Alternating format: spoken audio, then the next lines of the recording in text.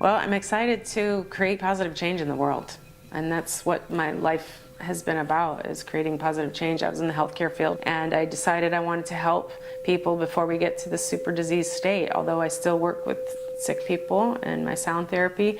But I know that there's big changes that we can make by coming together. And I know what's helped me in my life, so I want to teach people how to do that. You know, I've changed things like obesity, divorce, grief, you know, addiction, things that a lot of people would, and almost took me down too, honestly. But you know, the fact that if I can do it, we can all do it.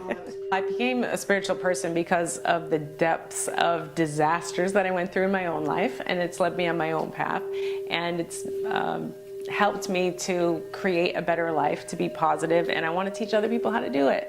And what's really exciting now is, my daughter is a scientist, for instance. I'm not a scientist, but my daughter would always say, Mom, you know, you can't talk about science without citing real stuff, and it has to be from real universities, and it's got to be real, Mother.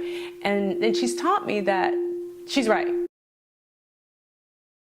You know, I know what works for me, and I have proof in my own life, but in order for me to help other people and people around the world to understand it, we needed the science.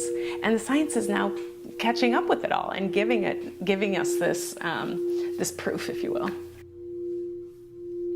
Earth has an electromagnetic grid of sound coming from the planet. So the geobiologist that we work with, he measures the electromagnetic energy lines around the planet, the sounds of the planet. We can measure our Earth and see how it's changing and healing, and we can measure our consciousness and see how it's changing and healing. So we know it works. The Global Consciousness Project are measuring human consciousness on a daily basis around the world.